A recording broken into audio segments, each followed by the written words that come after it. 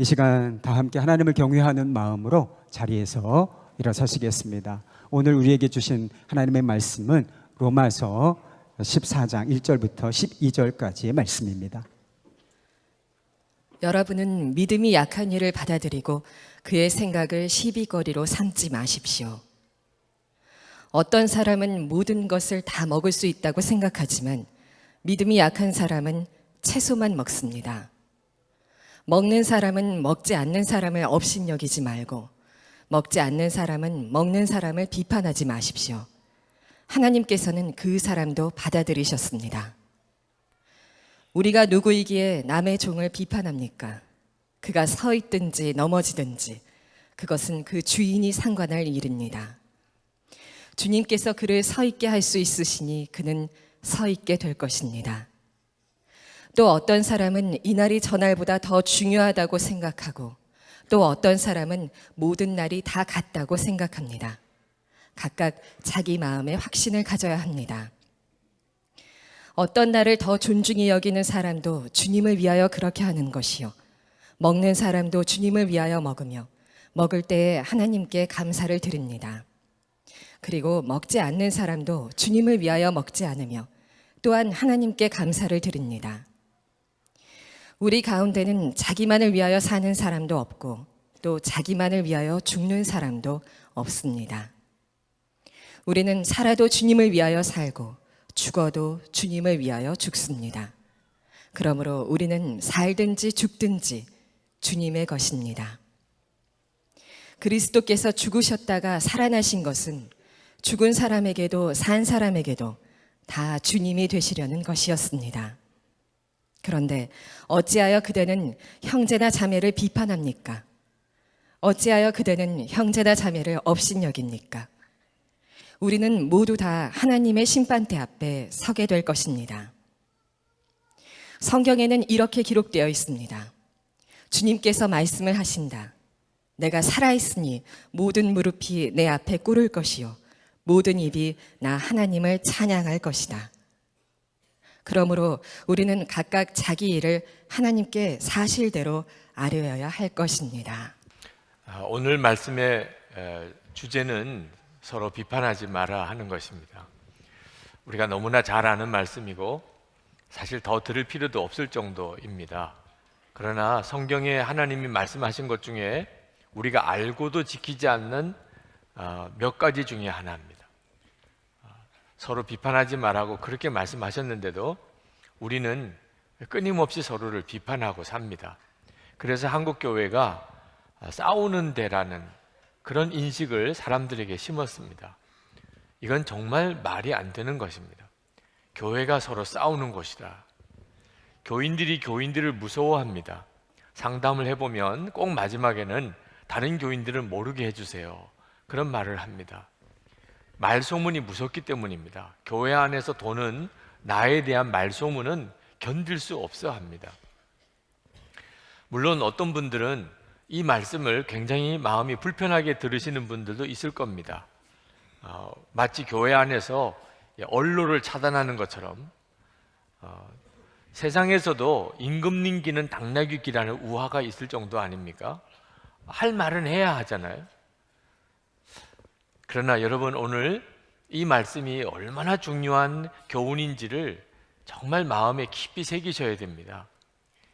우리가 다른 사람을 무심코 이렇게 비판하는 말을 하는데 그 사람은 반드시 심판을 받게 된다고 그랬습니다. 자기가 비판한 것으로 인해서 심판을 받게 될 것이라. 예수님께서 마태복음 7장 1절에 비판을 받지 아니하려거든 비판하지 말라라는 말씀을 하셨습니다. 남을 잘 비판하는 사람이 누가 그 사람을 비판하면 못 견뎌 하는 것을 봅니다. 비판을 받는다는 게 얼마나 두려운 것이고 얼마나 아픈 것인가를 본인이 잘 몰랐다는 이야기죠. 저는 겉으로는 굉장히 온화한 성격인 것처럼 보이지만 마음은 굉장히 까칠한 사람입니다. 그래서 항상 비판적으로 사람들을 이렇게 보는 사람이었습니다. 한 번은 친구 목사님들과 이야기를 나누다가 어느 목사님 한 분에 대해서 아주 비판적인 이야기를 나누었습니다. 저는 전혀 잘못했다고 생각 안 했습니다. 사실이니까. 그리고 제가 분별도 있고 나름대로 똑똑하다는 그런 자부심도 가졌습니다. 그날 저녁에 기도하다가 기도가 막힌 것을 알았습니다. 기도가 안 되는 거예요. 그래서 하나님께 제가 뭘 잘못한 것이 있습니까? 라고 물었을 때 즉각 그 생각이 나게 하셨습니다. 목사님들과 함께 이야기를 나누면서 제가 어느 목사님에 대해서 아주 비판적인 이야기를 하는 것을 생각나게 하셨습니다. 주님은 저에게 나는 내가 그와 같이 말하는 것을 기뻐하지 않는다. 그도 나의 종이라. 제가 그때 하나님께서 다른 사람을 비판적으로 말하는 것, 특히 당신의 종에 대해서 비판적으로 이야기하는 것을 얼마나 싫어하시는가를 깨달았습니다. 그래서 그 다음부터 제가 목회하면서 성도들에게 강조하는 몇 가지 아닌 것 중에 하나가 비판하지 말자고 하는 것입니다. 이건 하나님이 너무너무 싫어하시는 것. 그리고 내가 비판한 그것으로 반드시 내가 심판을 받게 됩니다. 꼼짝 없습니다. 내가 그렇게 비판을 했으니까. 40년을 은혜롭게 목회를 아주 잘하신 목사님, 후배 목사님들이 목회를 잘하신 비결을 물으니까 검은색 노트 한 권을 꺼내시더래요. 거기에 교인 불평록이라고 그렇게 써붙이셨다. 교인들이 이따금 찾아와서 다른 교인들을 불평하게 될 때 그 목사님께서 잠깐만 기다리세요. 그리고 노트를 펼치고는 뭐라고 그러셨죠? 자세히 좀 이야기해 주세요. 제가 여기 쓰려고 그럽니다. 그리고 다 쓰고 나면 읽어보시고 맞는지 아닌지 확인해 주신 다음에 사인을 꼭 해주세요. 제가 꼭 이거 시정하도록 하겠습니다. 아주 기겁을 하고 뭘 쓰실 것까지 뭐 있으시냐고. 아무것도 아니에요. 그러고는 그냥 가신대요. 40년을 그렇게 지내다 보니까 교회가 얼마나 편안한지 그렇게 목회를 잘 하셨다는 겁니다. 여러분, 여러분이 누군가를 비판할 때 그것을 다 기록했다고 생각해 보세요. 이건 정말 두려운 기록이 됩니다. 그러나 글로 기록을 안 해도 하나님 앞에 다 기록되어 있습니다. 여러분이 누군가에 대해서 뭐라고 하고 뭐라고 했던 내용이 다 기록되어 있습니다. 그건 주님 앞에 섰을 때 정말 두려운 것입니다. 내가 한 말로 인하여 내가 심판을 받는 것입니다. 사도 바울은 왜 우리 믿음의 형제들끼리 비판하지 말아야 되느냐? 믿음이 약한 자이기 때문에 그렇다 하는 거죠. 오늘 14장 1절에 보면 여러분은 믿음이 약한 이를 받아들이고 그의 생각을 시비거리로 삼지 마십시오. 여기서 믿음이 약한 자라는 말은 예수님을 믿었지만 구약의 율법도 지켜야 된다고 생각하는 사람을 말합니다. 특히 이 먹는 문제가, 고기를 먹는 문제가 아주 중요한 이슈였습니다.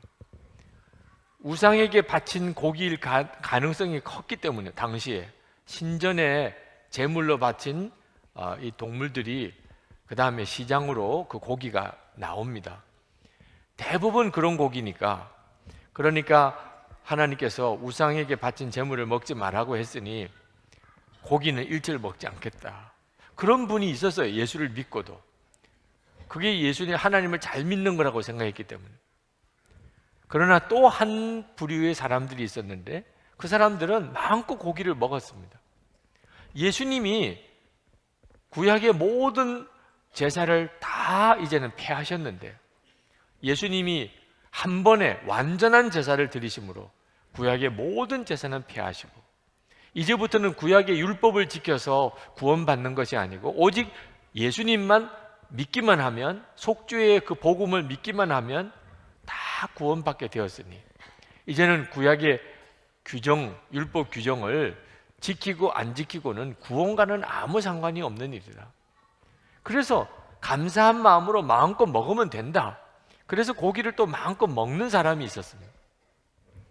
두 부류가 서로 싸운 거예요. 서로가 상대방이 잘못되었다고 서로 싸운 겁니다. 사도 바울이 명확한 정리를 하셨습니다. 고기를 먹는 사람이 믿음이 좋은 사람이다. 예수를 믿고도 여전히 구약의 율법에 매여서 고기를 두려워서 먹지 못하는 사람이 믿음이 약한 사람이다.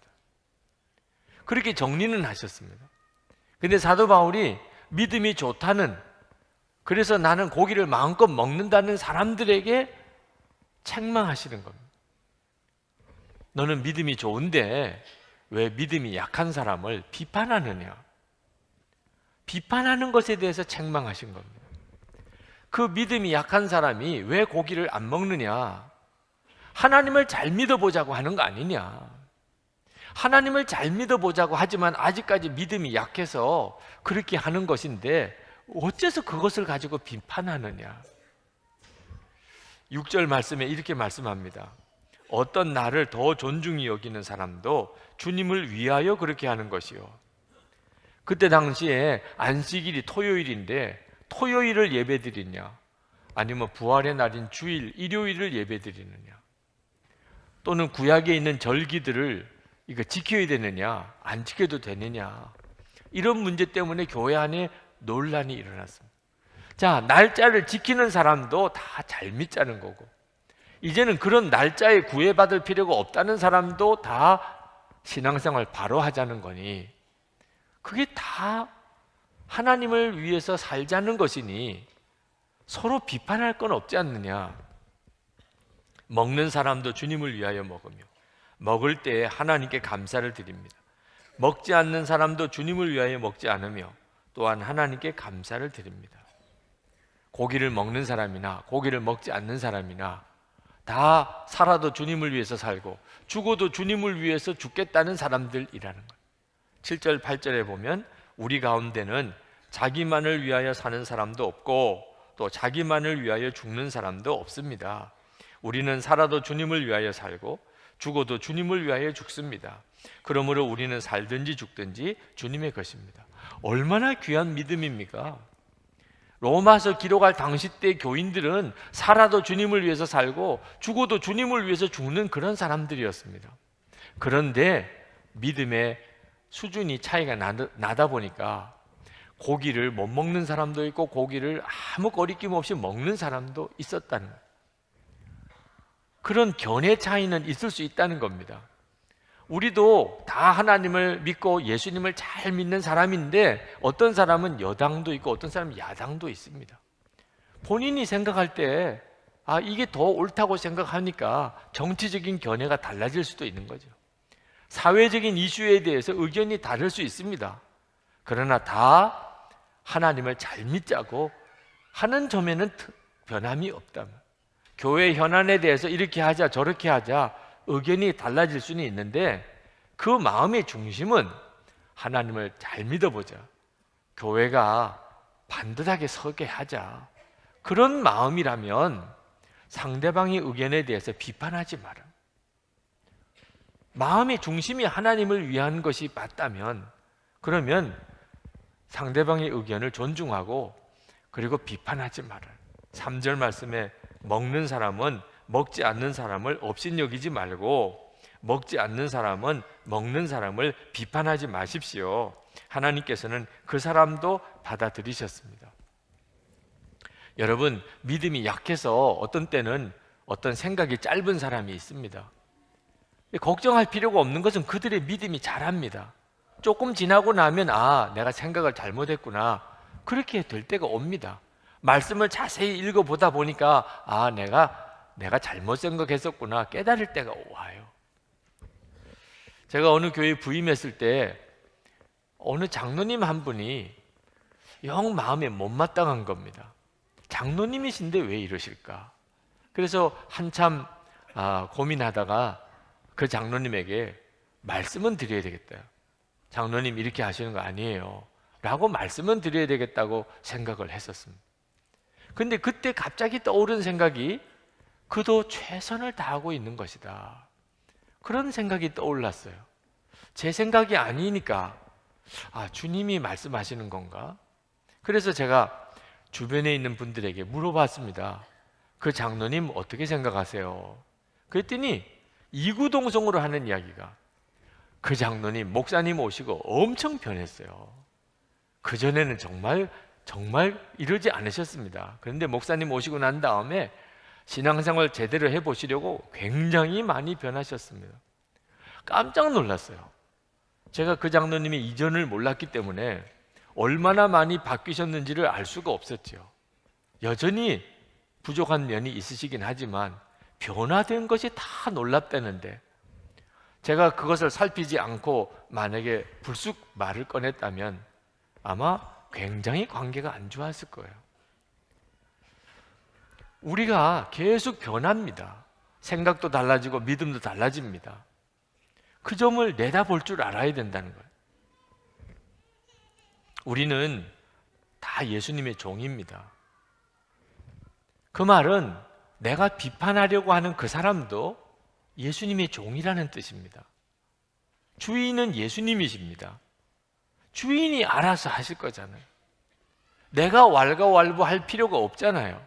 주님이 붙들어 주시고, 주님이 고쳐 주시고, 주님이 바로 가르치시고, 주님이 그 종을 친히 세우실 거 아닙니까? 4절 말씀에 우리가 누구기에 남의 종을 비판합니까? 그가 서 있든지 넘어지든지 그것은 그 주인이 상관할 일입니다. 주님께서 그를 서 있게 할 수 있으시니 그는 서 있게 될 것입니다. 주님이 하실 거라는 것을 믿어야 한다는 겁니다. 어느 목사님이 어려서 아버님, 어머님이 그렇게 다투시는 것을 보고 자라서 당신이 결혼할 때는 아내에게 나는 눈에 눈물이 흐르지 않게 할 것이다, 이렇게 결심을 했는데 결혼하고 나니까 그렇게 안 되더래요. 그렇게 많이 사모님하고 싸우셨답니다. 한 번은 사모님하고 아주 심하게 싸우시고, 그리고 생각해 보니까 목사님이 잘못하셨대요. 그리고 내가 내 아내의 눈에는 눈물이 흐르지 않겠다고 했는데 사모님을 얼마나 많이 울게 했는지 너무 미안하기도 해서, 그래서 사모님에게 찾아가서 나를 용서해 달라고 이야기를 했더니 사모님이 파르르 떨면서 용서 못해요 하고 아주 단칼에 그냥 거부하시더래요. 당신이 전에도 그랬잖아요, 잘못했다고. 근데 이번에도 또 그랬잖아요. 당신은 다음에도 또 그렇게 할 사람입니다. 내가 어떻게 당신을 용서할 수 있겠냐. 목사님의 가슴에 비수를 꽂는 듯한 사모님의 말씀을 듣고 목사님이 교회에 올라가서 기도를 했습니다. 기도하는 중에 마음이 정리가 되는 것이 있었어요. 그래서 목사님이 사모님에게 오셔서 그렇게 말씀했습니다. 여보, 당신은 진짜 하나님을 믿어? 사모님이 말 같지도 않아서 대답도 안 했어요. 하나님을 믿느냐고 목사님이 물을 때 대답도 안 했어요. 목사님이 계속해서 이야기했습니다. 하나님이 10년 뒤에도 나를 이대로 내버려 두겠어? 하나님을 믿고 나를 용서해 주구려.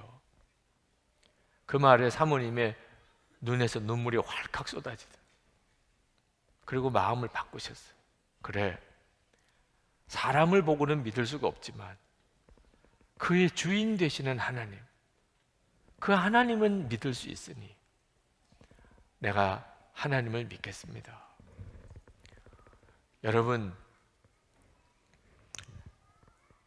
여러분이 비판하는 그 사람 하나님의 종입니다. 하나님이 사랑하는 사람이에요. 하나님이 그를 고치실 수 없겠습니까? 그게 믿어지면 그러면 비판하지 말고 받아야 한다는 겁니다. 여러분, 믿음이 약한 것보다 더 나쁜 것이 비판하는 것입니다. 분을 내고 미워하는 것. 에베소서 4장 26절 27절에 보면 분을 내어도 죄를 짓지 말며 해가 지도록 분을 품지 말고 마귀로 틈을 타지 못하게 하라. 여러분, 분을 내고 화를 내는 것은요, 마귀를 불러들이는 일이에요. 실제로 여러분이 누구에게 분을 내고 누구를 미워하는 사람을 한번 꼽아보세요. 다 사랑할 사람들입니다. 배우자, 자녀, 부모, 친구, 교인들. 김정은이 보고 그렇게는 안 해요. 그런데 정말 사랑하는 가까이 있는 사람을 그렇게 미워하고 그 사람 때문에 그렇게 분을 내는 것, 마귀 역사라고 느껴지지 않습니까? 사랑하고 살아야 될 사람을 오히려 미워하게 만드는. 그리고 이 분이요, 살아있는 생명체 같이 자라요. 얼마나 급속히 자라는지 모릅니다. 그래서 하룻밤도 품지 말라는 거예요. 화가 날 수 있지만 하룻밤도 품지 마라. 왜? 엄청나게 자랍니다. 화가 났다가 그 다음 날은 죽이고 싶은 생각이 들어요. 교도소에 죄를 짓고 들어가 있는 사람, 살인죄, 상해죄를 짓고 들어가 있는 사람, 그런 죄 지을 사람 같지 않은 사람 많습니다. 화가 나고 그걸 마음에 품으니까 자기도 모르게 그렇게 끔찍한 일을 저지르고 그리고는 교도소에 들어가 있는 거예요. 마귀가 분을 키웁니다. 품으면 큰일 나는 겁니다. 결정적으로 이게 마귀 역사라는 것은 누구에게 미워하고 분을 품은 마음으로 그를 위해서 기도해 보세요. 기도가 되나? 영적으로 완전히 안 맞아요. 미워하는 거하고 기도가. 마귀하고는 영적으로 딱 맞습니다. 그러므로 여러분이 화가 나거나 분이 나는 것 때 영분별 해야 돼요. 그렇지 않으면 큰일 나는 겁니다. 지금 화난 사람들은 하나도 말이 귀에 안 들어올 거예요. 화 안 난 사람들은 새겨 들으세요. 화 안 날 때 새겨 들어야 돼요. 화 안 날 때. 그래야 화가 나면 이 말씀이 생각이 나서 지켜줘요. 아, 내가 이 화를 품지 말아야 된다. 누군가 잘못하는 것을 보면 비판하지 말고 자기를 돌아봐야 됩니다. 10절 말씀에 우리는 모두 다 하나님의 심판대에 서게 될 것입니다. 지금 다른 사람 신경 쓸 여유가 없어요. 우리 모두 다 각각 하나님의 심판대에 설 거예요. 12절에 그러므로 우리는 각각 자기 일을 하나님께 사실대로 아뢰어야 할 것이다. 지금 남의 이야기 할 거 없습니다. 누가 잘했냐 못했냐 할 거 없어요. 내 이야기 지금 하나님 앞에 하는 것도 지금 벅차요. 이 점을 알아야 됩니다. 누가 뭘 잘못했다고 보이면 즉각 자기를 돌아봐야지 그 사람 신경 쓸 때가 아니라는 거예요. 모세가 120세가 됐지만 몸은 정정했어요. 그런데도 하나님은 모세를 느보산에서 생명 거두셨습니다. 가나안 땅 못 들어가게 하셨어요. 왜 그러셨을까요? 이스라엘 백성들 앞에서 화를 냈기 때문입니다. 민수기 20장에 보면 이스라엘 백성들이 물이 없는 바람에 아론과 훌에게, 모세와 아론에게 찾아와서 막 따졌습니다. 우리를 여기서 목말라 이렇게 죽게 할 거냐. 그때 모세와 아론과 이스라엘 백성들이 다투었다고 성경은 말합니다. 다투었다는 말은 둘 다 소리 질렀다는, 이스라엘 백성도 소리 질렀고 모세와 아론도 소리 질렀다, 그런 뜻이죠. 모세가 하나님께 나가서 하나님 어떻게 하면 좋습니까? 그때 하나님이 응답하셨습니다. 걱정하지 마라.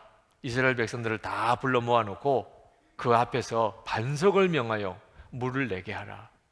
하나님이 그렇게 하시겠다고 그랬어요. 이스라엘 백성들을 다 불러 모았습니다. 모세와 아론이. 그리고는 뭐라고 그랬는지 아십니까? 민수기 20장 10절에 이렇게 말했습니다. 반역한 너희여, 들으라. 우리가 너희를 위하여 이 반석에서 물을 내랴. 반역한 너희여, 아주 그냥 정죄했습니다. 모세의 노기가 서려 있는 말이에요. 모세는 화가 나 있었습니다. 지금 이스라엘 백성들 앞에서 하나님이 물을 내시겠다고 그랬는데 우리가 너희를 위하여 물을 내랴? 하나님은 다 감추어졌어요. 그리고는 또 어떻게 했느냐? 지팡이를 들고 반석을 향하여 2번 내리쳤습니다. 그러니까 모세는 완전히 막 분노가 차 있었어요. 이스라엘 백성들을 향하여 단단히 화가 났습니다. 물은 나왔습니다. 그런데 하나님의 그 다음 말씀이 깜짝 놀랄 말씀을 모세가 듣습니다. 민수기 20장 12절에 너희가 나를 믿지 아니하고 이스라엘 자손의 목전에서 내 거룩함을 나타내지 아니한 고로 너희는 이 회중을 내가 그들에게 준 땅으로 인도하여 드리지 못하리라. 지금 반석에서 물을 냈는데 믿음이 없다는 거예요. 이 말이 무슨 말인지 아십니까? 하나님을 무시했다는 거예요. 하나님이 함께 하신다는 것을 무시했다는 거예요. 여러분, 이스라엘 백성들이 하나님을 생각했겠어요? 모세를 생각했겠어요? 완전히 주인공은 모세입니다. 화를 내면서 그냥 노기를 띠고 지팡이를 들고 반석을 내리치는 모세밖에는 이스라엘 백성들이 보이는 게 없었을 거예요. 하나님은 완전히 가리워졌습니다. 하나님께서 그 모습을 보고 모세, 안 되겠구나. 이 성질 가지고는 안 되겠구나. 그리고는 하나님께서 이스라엘 백성이 그 다음에 에돔 땅을 지나가려고 할 때 에돔 왕이 못 들어오게 막았습니다. 전에 같으면 아말렉을 치듯이 쳤을 거예요. 하나님이 이스라엘 백성을 돕지 않으십니다. 에돔 땅을 우회합니다. 그리고는 아론을 거두세요. 그때 아론은 하나님 앞에서 생명이 거두어집니다. 그리고 모세는 가나안 땅 일보 직전까지 가서 느보산에서 하나님이 모세 생명을 거두십니다. 이스라엘 백성 잘못했어요. 모세를 화나게 할 일을 했습니다. 그러나 하나님의 종은 화내면 안 되는 거예요. 하나님의 일을 하면서 자기 혈기 내면 안 되는 거예요. 왜? 하나님을 가리니까. 여러분, 우리도 똑같이 명심해야 됩니다. 예수님 마음에 모시고 살아요. 그게 예수 믿는 사람이에요. 여러분, 말 한마디 한마디는 주님 앞에 하는 겁니다. 두려운 걸 아셔야 돼요. 말 함부로 하면 안 됩니다. 항상 주님 앞에서 말하듯이 그렇게 말해야 돼요. 어떻게 남을 함부로 비판하고 화를 내고 그렇게 할 수 있어요? 지금 우리나라가 참 큰일인 것이 온 민족이 그냥 화가 단단히 나 있어요. 폭발 일보 직전입니다. 차를 운전해도 보통 힘든 게 아니에요. 사람들이 다 뭔지 모르게 이렇게 화가 나 있습니다. 예수 믿는 사람이 해야 될 역할이 뭡니까? 여기서 빛과 소금은 어떻게 해야 되는 겁니까? 용서하고 사랑하고, 용서하고 사랑하고. 지금 1000만 그리스도인들이 용서하고 사랑하고 용서하고 사랑하고, 그래서 우리나라의 영적인 분위기를 바꿔야 할 때입니다. 여러분, 가정에서부터 그래야 돼야 됩니다. 그런데 우리 가정에 정작 우리 자녀들이 문제예요. 자녀들이 지금 다 분노에 꽉 차 있습니다. 우리 자녀들을 분노하게 하는 역할을 부모가 합니다. 부모가 잘못한 것을 바로잡아 주려고 하다 보니까 오히려 자녀들에게 분노를 심어줘요. 잘못한 것은 바로잡아 줘야 되지요. 그러나 말 한마디라도 잘해야 합니다. 에베소서 6장 4절에 또 아비들아 너희 자녀를 노엽게 하지 말고 오직 주의 교훈과 훈계로 양육하라. 우리가 우리 자녀들을 잘 양육해야 됩니다. 가르쳐야 됩니다. 바로 잡아도 줘야 됩니다. 그러나 노엽게 하지 말고 그러고 해야 됩니다. 우리 자녀들이 엄마 아빠가 하는 말 때문에 다 마음이 노여움이 있습니다. 어리니까 말은 안 하지만 이제 크면 다 터져 나옵니다.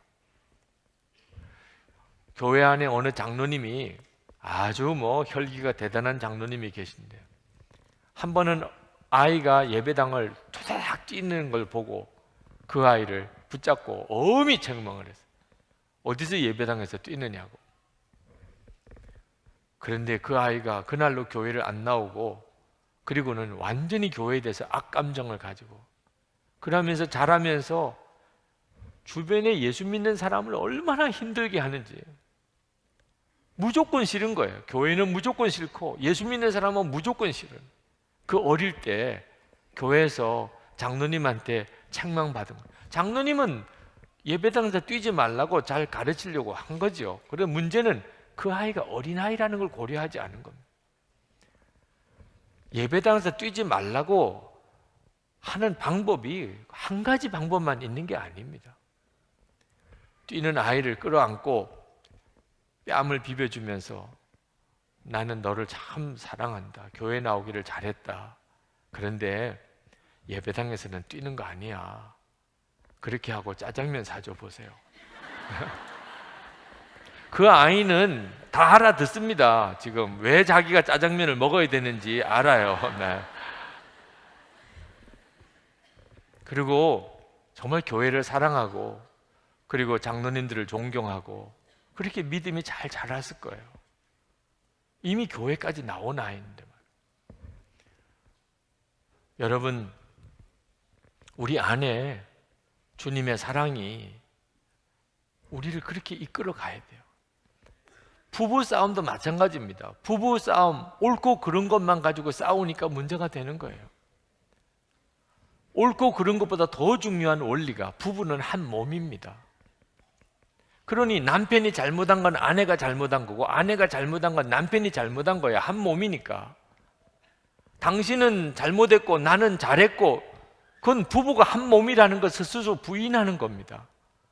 부부가 한 몸인 것을 부인하면서 옳고 그른 것을 따지는 것은 무조건 잘못한 거예요. 하나님께서 우리에게 얼마든지 하나 되게 만드십니다. 어떤 분은 그러면 잘못한 일이 있어도 가만히 있어야 되느냐? 그런 말씀 아닙니다. 마태복음 7장 5절에도 남의 눈에 티를 빼내라. 남의 눈에 티가 있으면 빼줘야 됩니다. 가늠하다가 붙잡힌 여인 왔을 때 우리 주님이 돌로 치라 하셨습니다. 남의 눈에 티를 빼주고 돌로 쳐야 되는 일은 해야 되면 해야 되죠. 그러나 조건이 있습니다. 내 눈에는 들보가 있다는 것을 인정하고 그리고 남의 눈에 티도 빼줘야죠. 나는 의로운 것처럼 너만 잘못된 사람인 것처럼 그렇게 해서는 남의 눈에 티를 뺄 수 없습니다. 죄 없는 자가 먼저 돌로 치라. 죄 없는 자가 먼저. 돌로 쳐야 되는데 내가 죄인이에요. 돌로 칠 수 없는 거죠. 그러니 바로 잡아주려면 어떻게 해야 됩니까? 화를 내거나 지적하거나 따지거나 할 수 없어요. 우는 것밖에 없어요. 우는 것밖에. 나도 죄인입니다. 나는 더 죄인입니다. 그러나 이렇게는 하지 마셔야죠. 그러니 울 수밖에 없는 거죠. 이렇게는 하지 마십시다. 이거는 잘못된 거 아니겠습니까? 그럴 때 녹아지는 거예요. 꼭 큰 소리 지르고 따져서 깨닫는 게 아닙니다. 눈물이 사람을 바꾸는 거예요. 어떤 분은 예수님께서도 화를 내시고 성전에 채찍질까지 하시지 않았습니까? 그런 분이 있으십니다. 맞습니다. 예수님이 성전을 깨끗하게 하시고 성전 상을 뒤집어 엎기도 하셨습니다. 그러나 여러분, 왜 예수님이 그렇게 하신 것만 보십니까? 예수님은 그 모든 사람의 죄를 지고 십자가에 죽으셨습니다. 예수님처럼 모든 사람의 죄를 지고 진짜 잘못한 사람의 죄를 내가 대신 지고 내가 십자가에 못 박혀 죽는 그런 사람은 채찍질 할 수 있습니다. 그것은 진짜 사랑입니다. 십자가는 지지 않으려고 그러고 너는 너 죄고 나는 나고 이러면서 채찍질만 하려고 합니까? 그게 통합니까? 하나님이 우리를 책망하십니다. 분명히 성경에 보면 하나님이 우리를 책망하십니다. 하나님은 그렇게 하실 수 있어요. 왜? 지옥에 갈 수밖에 없는 우리를 당신의 자녀로 삼아 주셨잖아요. 그런 사랑이 우리를 책망해도 사랑으로 느끼게 되는 겁니다. 하나님의 책망은. 근데 그런 사랑은 주지 않으면서 잘못만 지적하고 그러면서 내가 너를 사랑한 거라고 이야기하니 그냥 반발심만 생기는 거죠. 우리가 하나님입니까? 우리가 예수님입니까? 그러니까 나는 죽고 예수로 사는 십자가의 복음으로 예수를 믿으시라는 거죠. 우리는 하나님 아니고 우리가 예수님일 수 없지만 십자가의 복음이 놀랍잖아요. 나는 죽고 이제는 예수님으로 사는 자가 우리잖아요. 우리가 예수님이 내 마음에 계신 것에 대해서 눈이 뜨이고 나면 그러면 비판하는 말이 다 없어집니다. 남 비판했던 것이 가장 큰 죄라고 깨닫게 됩니다. 이사야는 아주 의분이 많았던 제사장입니다. 나라를 위한 걱정이 많았습니다. 하나님께 나아가서 하나님, 이 나라 어떻게 하면 좋습니까? 하나님, 이 나라 형편을 어떻게 하면 좋습니까? 걱정이 많았어요. 근데 성전에서 하나님을 만났습니다. 하나님의 보좌를 바라보았습니다. 그리고는 이사야가 완전히 꼬꾸라졌어요. 지금 나라가 문제가 아닙니다. 자기 자신이 얼마나 큰 죄인인가를 깨닫고 떼굴떼굴 굴었습니다. 이사야 6장 5절부터 읽어봅니다. 그때 내가 말하되 화로다 나여 망하게 되었도다. 나는 입술이 부정한 사람이요 나는 입술이 부정한 백성 중에 거주하면서 만군의 여호와이신 왕을 배웠음이로다 하였더라. 그때 그 서랍 중에 하나가 부젓가락으로 제단에서 집은 바 핀 숯을 손에 가지고 내게로 날아와서 그것을 내 입술에 대며 이르되 보라, 이것이 내 입에 닿았으니 내 악이 제하여졌고 내 죄가 사하여졌느니라 하더라. 하나님 앞에 서고 보니까 제일 괴로운 것이 말 함부로 한 것, 말 함부로. 그게 이사야가 깨달은 거예요. 내가 이 입으로 어떻게 하나님을 뵙나? 그리고 제단 핀 숯에 입술이 찢어지고 정결함을 받아서 그는 예언자, 선지자가 됩니다. 오늘 성찬을 받습니다. 여러분, 이 성찬은 주님을 내 마음에 모시는 시간, 내 안에 오신 주님을 다시 한번 주님이 확인시켜 주는 시간. 저는 성찬을 받으면서 가장 첫 번째 은혜의 눈이 뜨였던 것이 제가 용서하지 않은 사람, 미워하고 있는 사람, 여전히 마음에 품고 있으면서 성찬을 받았던 걸 깨달았을 때, 하나님은 나를 품어주셨는데 나는 왜 그 사람을 품지 못할까? 그 성찬을 받으면서 얼마나 회개하고 그리고 돌이켰는지 모릅니다. 여러분, 고린도 전서 11장에 보면 사도 바울이 성찬을 받는 사람에게 경고하는 말씀이 나옵니다. 고린도후서 11장 27절. 그러므로 누구든지 주의 떡이나 잔을 합당하지 않게 먹고 마시는 자는 주의 몸과 피에 대하여 죄를 짓는 것이니라. 사람이 자기를 살피고 그 후에야 이 떡을 먹고 이 잔을 마실지니 주의 몸을 분별하지 못하고 먹고 마시는 자는 자기의 죄를 먹고 마시는 것이니라. 그러므로 너희 중에 약한 자와 병든 자가 많고 잠자는 자도 적지 아니하니. 여러분, 고린도전서 11장에서 이렇게 말씀하시는 이유는 고린도 교회에 파당이 있었기 때문입니다. 고린도 교회 교인들이 서로 파가 갈라져서 있으면서 성찬은 계속 받았습니다. 그래서 오히려 그들에게 병든 자가 있고 죽는 자도 있었습니다. 그 까닭을 가르쳐 준 거예요. 성찬은 미워하는 마음을 품고 못 받는 겁니다. 다른 사람을 용서하지 못하고 하나님 앞에 어떻게 성찬을 받습니까? 이 성찬은 나를 하나님이 용납해 주는 시간, 나 같은 자에게 주님이 오시는 시간인데 내가 다른 사람은 용납하지 못하고 받아주지 못하면서 어떻게 주님을 맞이할 수 있단 말입니까? 오늘 이 시간 여러분 성찬을 받을 때 해결 받으시기 바랍니다. 여러분 마음속에 아직도 용서하지 못한 사람, 아직도 미워하는 사람, 주님께 회개해야 됩니다. 그래야 하나님이 여러분을 용납하시는 은혜가 놀랍게 밀려 들어옵니다. 주님의 은혜를 가로막고 있는 것이 우리 쪽에서 문제가 있기 때문입니다. 아직도 여러분 용서하지 못하고 비판하는 마음을 가지고 있는 사람, 이제 회개하고 깨우쳐 달라고 기도하고 그리고 성찬을 받으실 수 있게 되기를 바랍니다. 우리 다 같이 통성으로 기도하겠습니다.